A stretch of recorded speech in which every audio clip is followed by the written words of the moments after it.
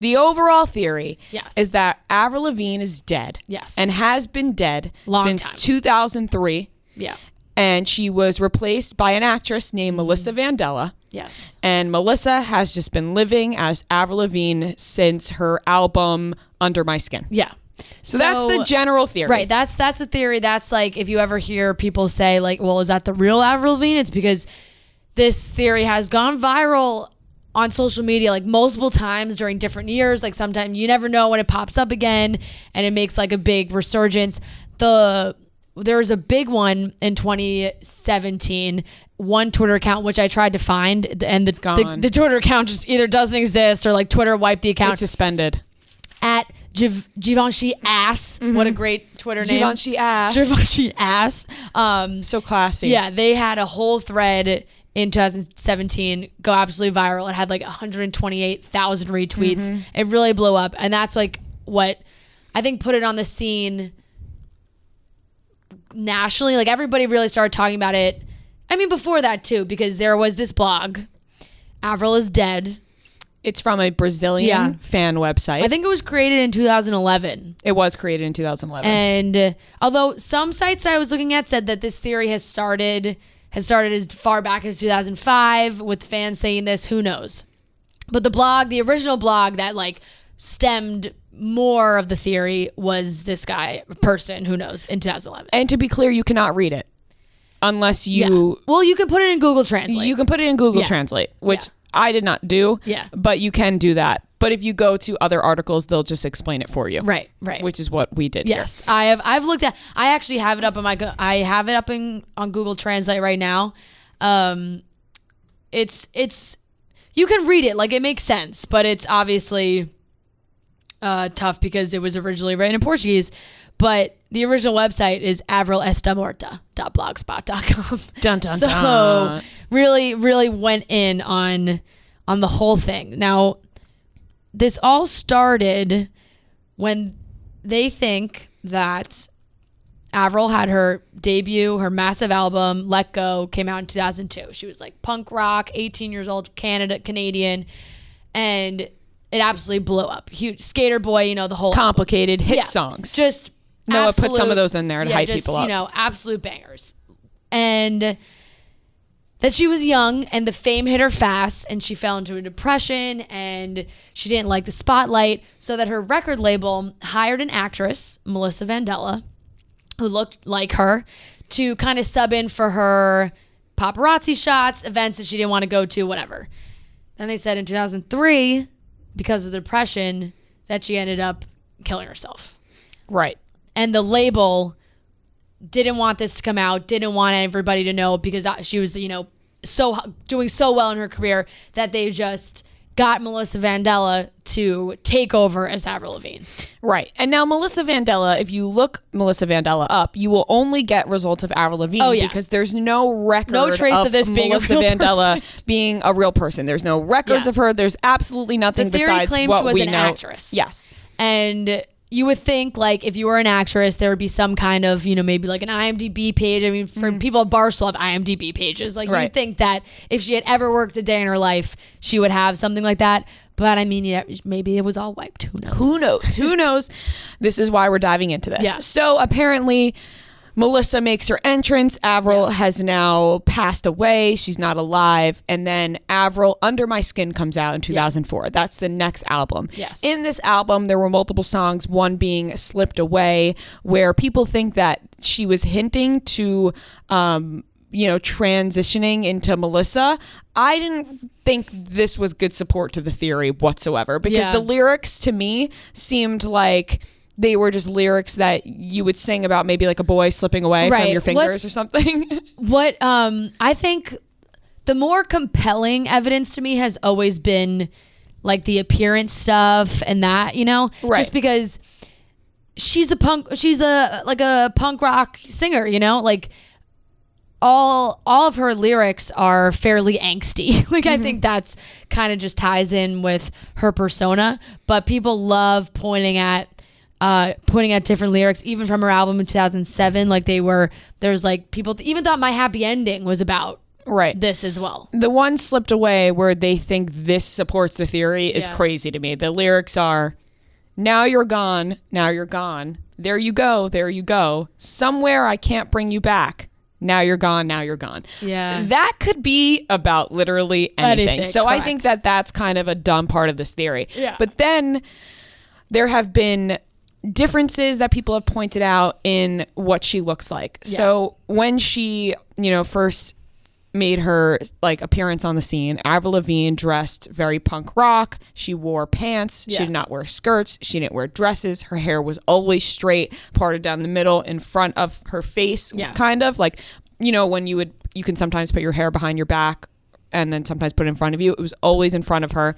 And then after all of this changed. She started wearing dresses. She started wearing skirts, her hair wavy, not really parting it the same way, which I think is kind of just evolution of yourself, and sometimes you adapt different styles. But the way that Avril Lavigne went from super punk rock and angsty to all of a sudden she's singing about hey you I don't like your girlfriend, and being obsessed with Hello Kitty, it was different.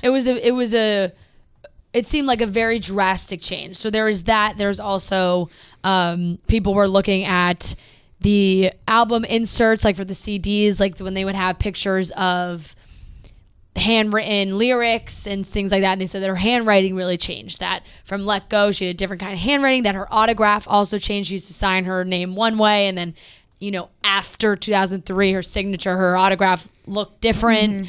The height thing, people were like, she was listed. So apparently Google has her height at 5'1" now, if you Google Avril Lavigne's height. But allegedly in 2002, if you Googled her height, it was 5'2". Yes. That is the one that kind of freaks me out. Although it's 1 inch, it changes. I say I'm 5'4", but then sometimes I say I'm 5'3", because if you measured me, I'm probably more to 5'3". Yeah. It's kind of a confusing thing with height. Although you don't shrink unless you're old. Right. I think that's just a common thing. I feel like people don't shrink. You normally don't unless you're getting older. There were also, people pointed out differences in the nose, differences in her eye shape, and then there were beauty marks on her face and arms that weren't appearing in other pictures. To me, the nose, it looks different in some pictures and then looks the same in other pictures. Yeah. And the eye shape, maybe Avril Lavigne kind of freaks me out though, because So this VidX on YouTube has posted all these different comparisons of Avril then, Avril now, whatever. And the one where there was from her Wish You Were Here video in 2011, they were saying that it almost looked like there was two different Avrils in the video at one point. She's in a bathtub, and it almost looks like they used two different Avrils. Because in one version of her, there is the inside of her eye, I forget the name, the scientific term for it, but the inside corner of your eye, one Avril, it kind of went in downward, and then the other Avril, it kind of just stuck straight out and kind of didn't have any downward motion. And I was like, how do you change that? Right, because what I was going to say was, now this day and age, we're so used to people changing their face and whatnot due to Botox and fillers and facelifts, and you don't have to get plastic surgery to change your face nowadays. You could just inject something and it changes. But this was in 2002 and 2003. And she was young. Was Avril Lavigne changing her face back then with fillers and plastic surgery? I don't know. And obviously the height one, and that's all of the things that are support this theory. Besides Avril Lavigne being confronted about this a few times, one of them being on the Kyle and Jackie O show, which was fairly recently, maybe not 2019. I think it was a lot at the beginning of the year she was doing press. Okay. November 8th, 2018, so a year ago. Okay.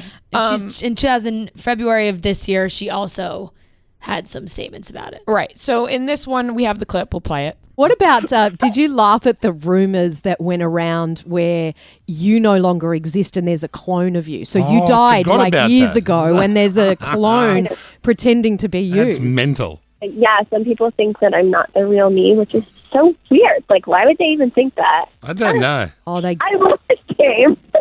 There's some whack they jobs delve out right there. into it. I can't remember. It's something weird. Even when I was looking at the article, the big conspiracy theory, I'm like, do you know what? Maybe they're right. Like, Oh, you come read a on. conspiracy theory and you get sucked into it because they've got so much evidence that my proves goodness. you're That not was real. so dumb. But that one of all the conspiracy theories was probably the most far-fetched. So dumb. Yeah. So to me, when she says like, "Oh, why would they think that? That's so weird." Like, yeah. I just feel like if there was a conspiracy theory about me out there, about me dying and then somebody replacing me, I would be way more blind. I'm like mind blown. I'd be like, "Oh my God, this thing is ridiculous. Yeah. How funny is it?" Like, I would talk about it more.